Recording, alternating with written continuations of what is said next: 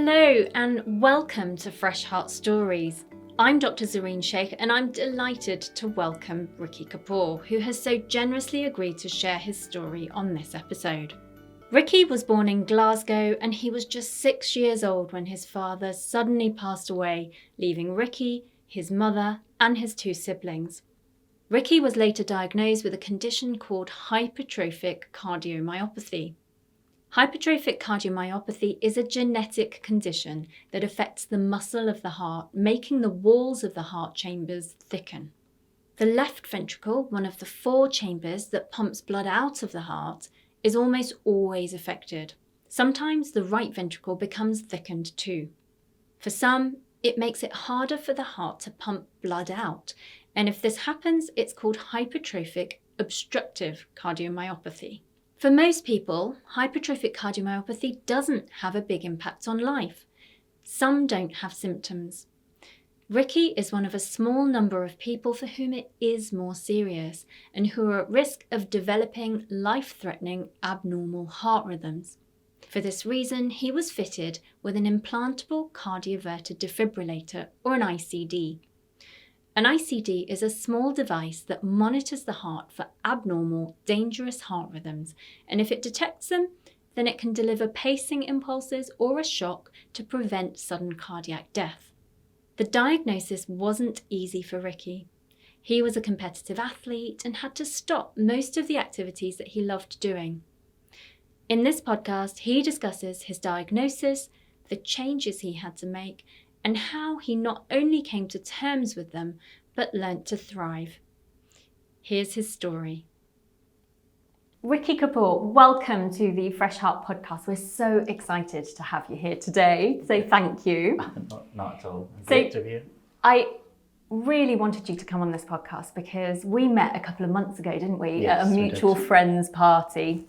And I overheard you talking in the kitchen to someone and saying, oh, I've got a cardiac condition. And obviously that sparked my interest and I felt like I had to come over and ask you about it, being a cardiologist. And what really struck me is that you talked about your cardiac condition, which is hypertrophic cardiomyopathy, and gave me such a unique insight into living with it, which we don't often get as doctors and as cardiologists. And not only that, I had a really inspirational conversation with you about living life and living life to the full. And I just felt I have to get you onto the podcast because this message is something that will resonate not only with people with cardiac conditions, but with people without cardiac conditions. So thank you very much, Ricky Kapoor. I'm very excited to have you here. Great to be here. Thank you. So Ricky, we're going to start off talking a little bit about your childhood in Glasgow. You grew up just outside Glasgow, Yes, is that that's right? Yeah. Before I moved down here, I spent 30 years in Glasgow. Grew up, went to school, just lived a normal life as anyone would until I was diagnosed at 18 years old. Yeah. And I didn't actually have an operation to have a cardioverter. Yeah. Effectively an internal defibrillator fitted until I was 26. So, Right. I went 8 years without actually realising the dangers. Yeah. Because if I look back now, I would say it was a danger to myself. And it was probably more of an immaturity thing. Yeah. Not realising and not really making full use of people like your cardiologist, your cardiomyopathy nurse that you actually have, who are specialists in the area, to get more knowledge about the actual condition. My family does have a history of cardiomyopathy. My father passed away with it and his granddad passed away with it. And it was only until I was diagnosed that my mum then started to make further inquiries and just really finding out, one, about the condition, and two, who else does it affect in the family? Absolutely. Because nobody else has come to us and said to us, you could be a carrier or you could have this condition. Yeah. So it was more my mum doing the work than me, myself, because I knew my mum was actually doing it anyway. So I didn't really get too involved in it until I was actually sat down, probably at about 25, with my cardiologist nurse. Yeah. And my cardiologist, who is now retired, Dr. Ian Finlay, who is quite a renowned cardiologist within the UK. And he actually did say, now's the time that you should actually think about not just yourself, but also your family. And I think that resonated with me, because it's not about myself. The condition isn't about myself, because your family's actually been impacted it once before with my father. So, I think that hit home at that point more than anything. How old were you when your father died? 6 years old. Wow. Yeah, so he was only 42 when he passed away. Wow. Yeah. And how was that for you as a family growing up? Different. It was different because you didn't have that father figure there. Your mum was your dad. It's very different. My mum, she tried her very best. It's not like she can take us to football games, because there were 3 of us. Give her dues and give her our credit, which I wholeheartedly do. She used to take us everywhere. If I had football training, if my brother had swimming training, my sister had some sort of, she used to do dancing quite a lot as well. She would make time out of That's amazing. nothing to make sure that we did what we needed to do. And there were always things that that probably pushed the boundaries a little as well, and she wasn't able to do them. But it wasn't the fact that she wasn't able to do them; it's the fact that it's just she's a single person, and one person can only do so much. Absolutely. But over the course of I think as we grew up, as we became teenagers, I think that burden on her certainly reduced as we took more responsibility on,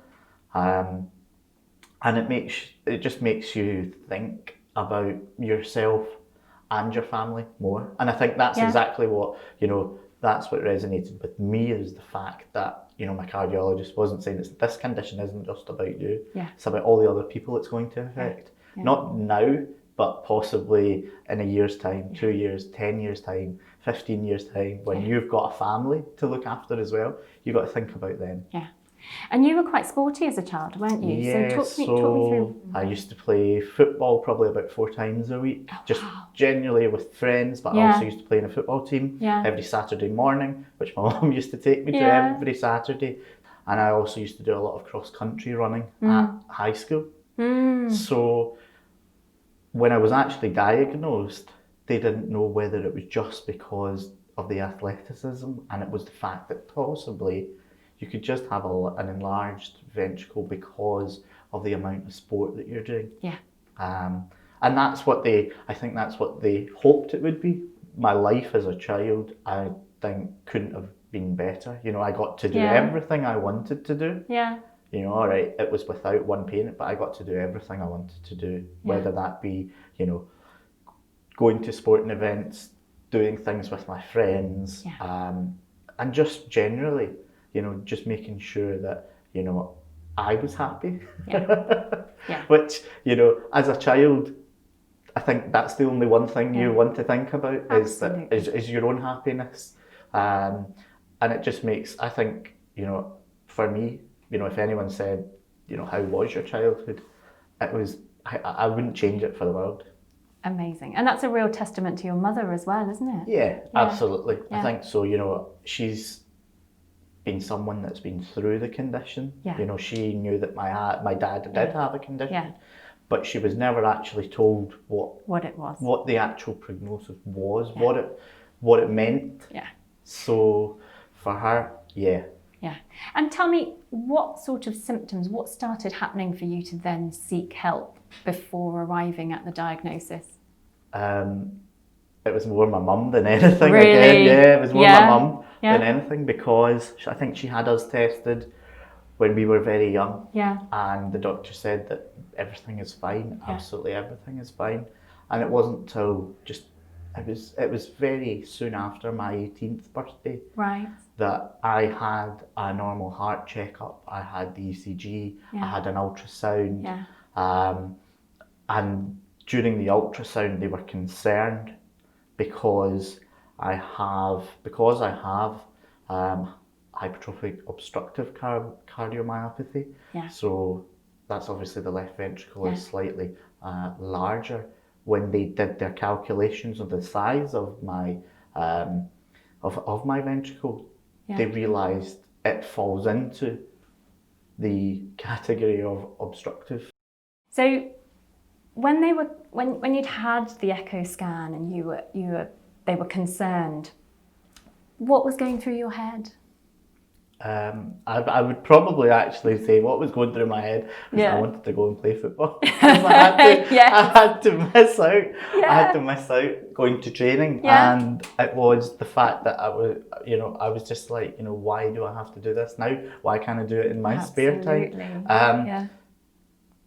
Looking back on it now, it's probably the best thing that ever happened because my football team was never going to do that for me. Yeah. I would have needed to do that myself to find out I have the condition myself. So it was, even though my mum dragged me along to get that done, it was the best thing for me at the time. And when you were then told, yes, you have the diagnosis, you have hypertrophic cardiomyopathy, talk me through how you navigated through that process. Yeah, during that whole time, I think it was more of a, can I live absolutely fine without taking anything for this? Yeah. Do I need to do anything differently? Yeah. And that's obviously after the results had come through and they had said that possibly there is some sort of abnormality that we need to do further checks and further tests on. Yeah. And at that point I was like, well, does it stop me from doing this? Does it stop me from playing football? Does it stop me from doing swimming? And at that point, they didn't know the actual answer either themselves. Yeah. So they just said that all we want to be sure of is if you get breathlessness, if you get any sort of, chest pains, you immediately call your nurse, and you go straight to A&E because you've got to take you've got to take precautions in these instances. So for me, I was looking at those symptoms more than anything else and saying, well, if that doesn't happen, then I should be okay. Yeah. Do I get breathless? No. I mean, since I've been diagnosed for nearly the last 18 years I've been diagnosed, I've never got breathlessness. So it doesn't, I would still say it doesn't affect me as much as other people. Yeah. But what I think back then was very much about, what I was more concerned about was the fact that I wanted to do the stuff I still actually love to do on a daily basis. Yeah. And it was that train of thinking which I think stopped me from thinking about the other things that possibly I could have done when I was younger. More research and a little bit more reading up on the condition to find out what it actually meant for me. Yeah. What they did say was, you can have we've now got something in place. That's when they showed me the device, the cardioverter device, that ICD.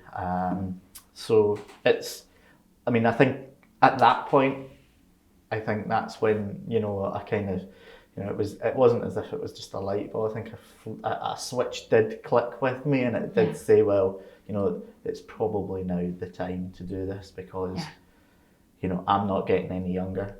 Yeah.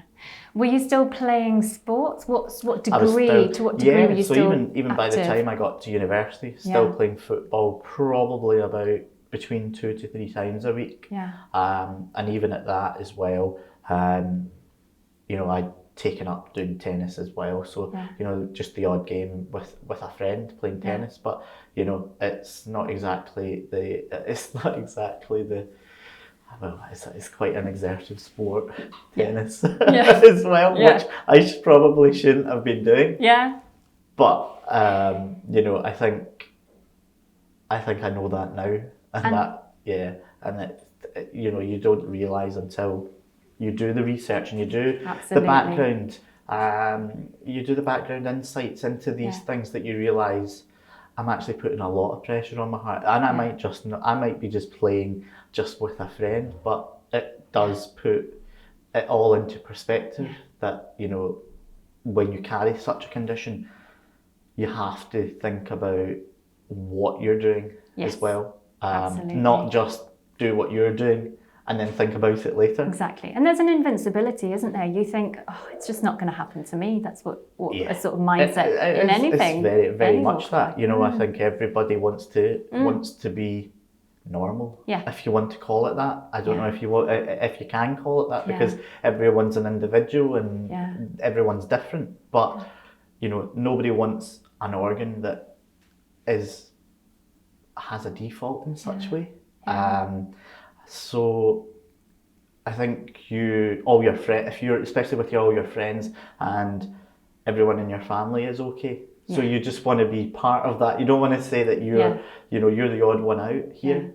Absolutely. But I think, you know, my perception on that has, you know, gone completely. Absolutely. You know, 180 on that. So you were in that minority that did actually need a lead, and how did you feel about that when that was explained to you? Well, they did say to me, you would be a guinea pig. Did they? So, because I think I was one of the very first people in Scotland to actually obtain one of them. Yeah. Which, when I saw the size of it, I was like, how are you going to fit that inside me? Because it was fairly big. Compared to the one I have now, which you know, nearly 20 years later is absolutely tiny. It's remarkable that, you know, the same device has changed so much. But you know, at the end of the day, I agreed to it and I said, okay, I'll have it. But is it going to? But I think in the back of my mind, I was thinking, is it going to affect my life that much? Yeah. You're 26. You've now got an ICD defibrillator in.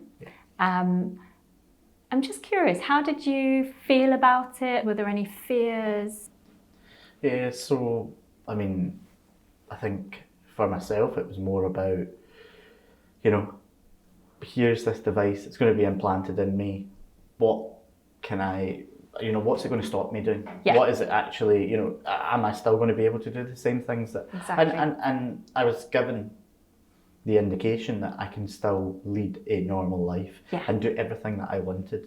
Well, that was up until the first time it actually went off, and when I was playing, when I decided to go and play football. Oh no! So, and that was quite a big shock, and not, you know, I'm using that pun here because it did shock me, but literal shock. It was literally probably the sorest thing that had ever happened to me in my life. Right. Because it felt as if someone had taken a baseball bat and then smacked me at the back, like right down my spine, because your whole body can feel it. But it lasted literally not even a second. And it's quite funny because one of my friends actually said to me, I don't mean to be like rude or anything, however, that you've gone as white as a ghost. Oh wow. And I was just like, I think my defibrillator went off. Oh wow. Because... Were you still standing at this point? I was still standing at that point, because what had happened was the ball was with the goalkeeper. The goalkeeper had kicked it and it had gone over our head, and as I was turning round, I thought the ball may have hit me on the back. Oh wow. But it wasn't, because the ball was way down on the other side of the field, and there was only the goalkeeper behind me. So I was thinking, what on earth just happened there? And that was the first introduction to an ICD shock. How long had you had it in at that point? I probably had it in about 6 to maybe 7 months, I think, since I had the operation. So... What happened then? So you're on the football pitch, you think it's gone off? And, well, the game obviously stopped, and then one of my friends called an ambulance, and I got taken into an ambulance. And literally, I was rushed to A&E, and then from A&E, they checked my heart, they did an ECG, and they said, everything is absolutely fine. You know, there doesn't seem to be any problems here.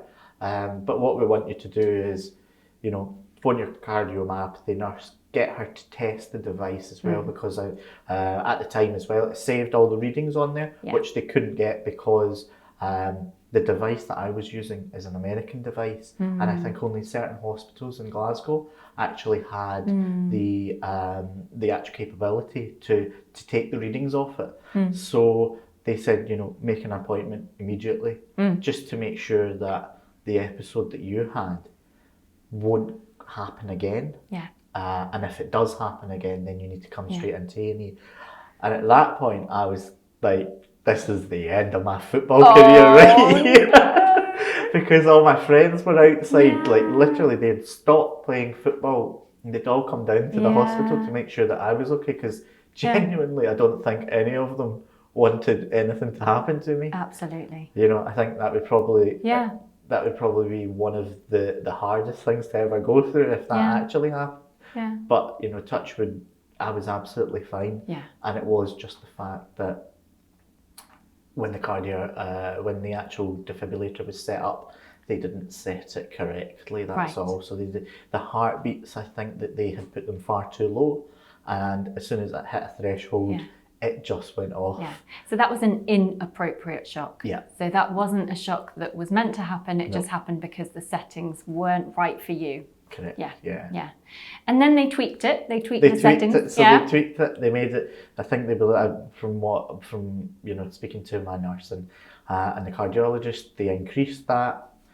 I was still able to do sports, but what they asked me to do at that point was reel it in a little bit. Don't do your overexerting sports, such as, you know, football for 90 minutes. Yeah. Your tennis. You just have to give up. However, you know, if you want to put a monitor on your heart, around your chest, then you can go out for a jog. You can still keep yourself active. You know, you can do walks.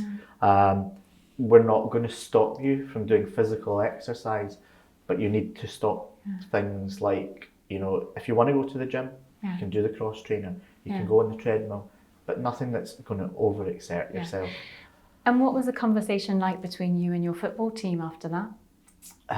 But they completely understood. Yeah. I mean, you know, I don't think they can do they couldn't do anything else, unfortunately. Yeah. But it was the fact that, you know, I've played for them for so long, and it's now a case of, well, you know, I'm no longer going to be able to. And I found it probably easier to do it to them than to my actual friends. Really? Because, you know, you play for so long, from primary school into high school, and you've got the same friends, and then you have to tell them, you know, you can't send me a text, you can't send me because I'm not going to be able to play football anymore.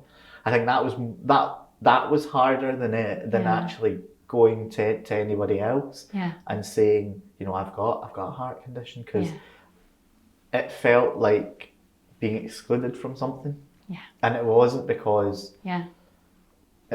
they were excluding me. I had to exclude myself from doing it. And I think that's one of the hardest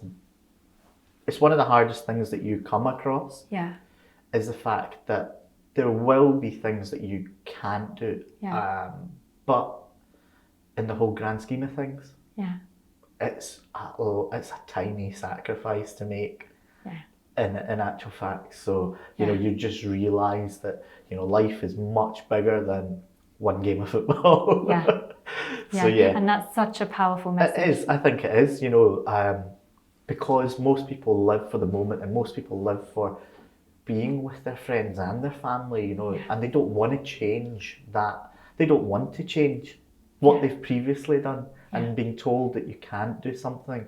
It, you know, I think it definitely makes people just not want to do that.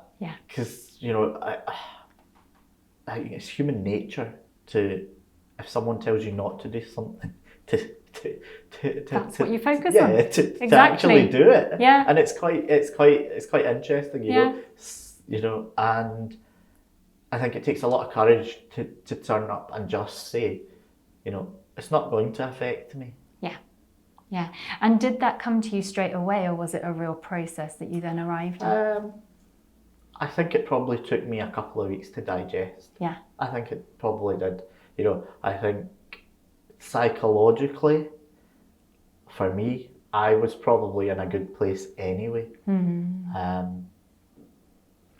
I was at university at that point. I'd finished university, I was in my job at that point, and I was quite happy as a person and, doing what I was doing. So there wasn't anything there, if you were to say, I'm going to take this away from you. Yeah. That for me was going to be it was going to have a huge impact on me. So for me to say that, I think it took me a couple of weeks to digest and then actually realise, well, on the grand scheme of everything, it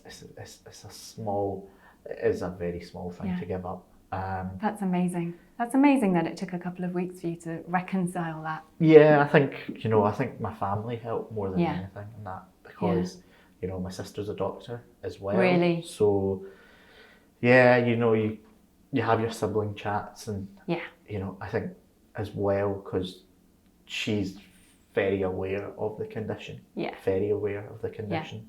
Yeah. So she just makes sure that it's something that I always keep my eye on as well.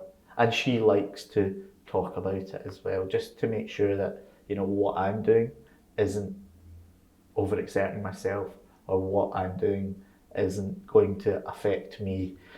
Yeah. Because I've started something that's new that I shouldn't be doing. That's amazing. So she always just likes to keep tabs and checkups on me as well. Yeah. So it's nice because, I guess to have someone in the medical field, okay, she's a GP, but she knows a lot about it because of the family history. And that's just a lovely segue into talking about relationships and talking about the effect that it's had on your relationships with your family, with girlfriends, with your friends. Yeah. Have you had anything that I've never had any? I would never say that I've had any negative response to it. But I think coming from an Asian background, there is a whole load of stigma in and around conditions, especially heart conditions. My mum is she's very, very well known in the Hindu community in Glasgow. So, and she does say, if I am dating someone, then she will say, have you told them about your heart condition? It might only be 2 weeks in, and she's telling me, have you told them yet? And I was like, you don't just come out with that kind of stuff straight away. But it's that mentality of, I think she's quite old fashioned, that you need to put all your cards on the table. And it's, I think my friends, coming from Glasgow and now living in London. I've made a whole array of new friends as well, and having to tell them much later on, as in in the present now, that I do have this condition. I think they're more intrigued than anything. Because they just really I don't think a lot of them have ever had anybody that one has a heart condition, so it's actually quite good to actually educate them about something like that, and that you can live with it, and you can thrive, and you can do well. You can do pretty much anything you want, bar within certain reasons. But it's just about that whole education piece with them, and things that I can and I can't do. And then they get it, and then they want to see the device and touch it. Because it's a real thing. So because when you wear a shirt in work, nobody can see it. Nobody can see it. But when they touch it, I think that's when it hits them. That's a real thing inside someone's body. Absolutely. And it's I think I think it's how you go about it as well. It's all about, well, I try to educate people on it rather than saying, I've got this and that's it. You do a little bit more just so that people are aware of it. And what really struck me in our conversation when we first met is your trip to Machu Picchu. Tell us about that. Tell us about what happened and what your cardiologist said, and then what you ended up doing. So we had planned to do 3 weeks, myself and my girlfriend planned to do 3 weeks in Peru, Yeah. doing quite a lot of travelling across, you know, I think it was about 8 or 9 different towns. Yeah. And we wanted to do Machu Picchu as well. So, because Machu Picchu is so high up, it's around about 5,000 metres, air is very thin. Yeah. So the first thing I did was get straight onto the telephone to my Absolutely. my cardiomyopathy nurse and say, I'm going to Machu Picchu. Is it okay to go there? Because for me, you know, unless I acclimatise, then it could potentially be very difficult because one, you know, the heart's going to be pumping a lot faster. 2, as well, your heart rate is going to increase with that as well. So I just wanted to be 100% sure that I was allowed to go. And as soon as she heard Machu Picchu, she was like, that's that mountain in South America. I was like, yeah, that is. And she was like, I don't think you're allowed to go. And I was like, what? I was like, I'm going. Regardless of whether I'm allowed to climb it, I'm going to Peru. Yeah. I'm going to Peru. So she was like, let me speak to the cardiologist. And they then came onto a conference call with me and they just said, look, if you really, really want to do it, then you can do it, but you're not hiking up Machu Picchu. Yeah.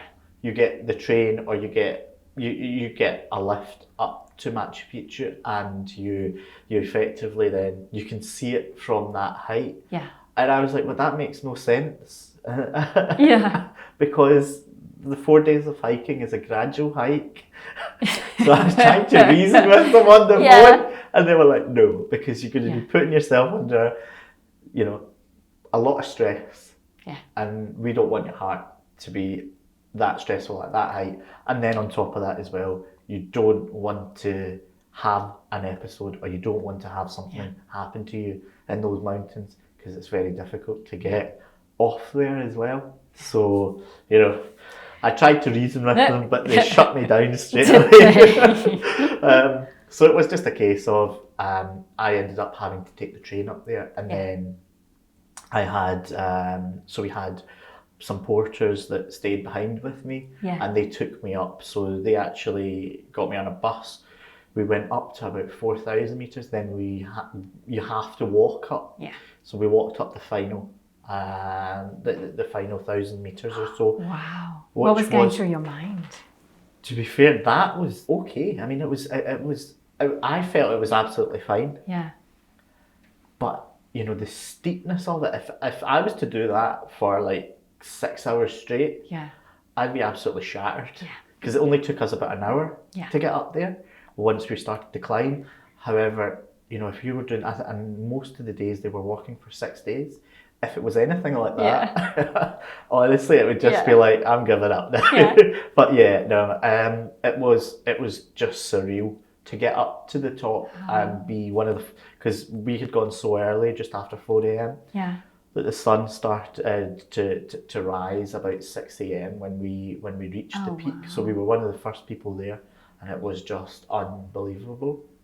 Wow. Actually unbelievable. Yeah. And as the sun comes through, the clouds just start to disappear as it gets lighter and lighter and lighter. Yeah. By about 7 o'clock, the clouds just disappeared, and it was just, I mean, the actual Machu Picchu mountain itself and everything around it was just absolutely pristine. Yeah. It was just so beautiful. Yeah. It really was. Yeah. So, Ricky, that's just given us such a wonderful account of living with hypertrophic cardiomyopathy, living with having an ICD, some of the challenges, and then also some of the amazing things that you're still able to do. Yeah. You know, what I love about your story is the fact that it's not stopped you. You're living your life to the full, and you're really, you know, capitalizing on every minute. And what would you say to other people who are going through similar journeys? What is your message to them? I think it's just really about staying positive, you know, 100%, you know, never let an ICD or never let a heart condition dictate you or what you want to do. you need to be able to kind of take control, and with that you then learn new things. It's always a learning process, of what you can and you can't do, but always remain positive, because there is so much support out there for people, and I don't think and this is, I think, why we want to raise so much awareness about such conditions is, there are so many different charities. There's not just the British Heart Foundation, but there's so many subsectors of that go right down to such things as cardiomyopathy associations as well. So you don't have to rely on someone that may not know fully about your condition. And it's just really, I think, all about making sure that you yourself are comfortable. Comfortable with your condition, but also comfortable about speaking about your condition as well. I think it's such a prevalent thing now in the UK, as more and more people are finding out. There are silent carriers. There are those who are carriers of the actual gene as well, if it's hereditary, and to make sure that there is awareness, that people know where to go to get help. And we'll obviously be putting links to lots of organisations that can help in the show notes of the podcast, so please do have a look. Ricky, thank you so much. Thank you so much for sharing your story. It's really brave of you to come here, sit down and talk to us about what you've been through. And, it's just such a wonderful story of having difficulties, navigating your way through them and finding a way to live your life to the full. And I think it's really going to resonate with people out there. So thank you so much. Really appreciate it. Thank you. It's been a pleasure. We're so grateful to Ricky for being incredibly generous with his story and his experiences. Remember, hypertrophic cardiomyopathy affects everyone differently. If you've been affected by the discussions in this podcast, please know that help is out there. We've included links to some excellent organisations and resources that provide invaluable support in the episode show notes. If you have hypertrophic cardiomyopathy and, like Ricky, want to play sport, travel and pursue outdoor activities, please speak to your cardiologist, who can advise you on your own individual risk. Importantly, this podcast is not a substitute for professional medical advice from your healthcare practitioner. Thank you so much for tuning in. If you have any suggestions, or if you have your own personal story that you would like to share, please do get in touch at Fresh Heart Project on Instagram, at Fresh Heart Proj on Twitter, or via the website freshheartproject.com. Remember, be kind to yourself, and small, sustainable steps lead to great change.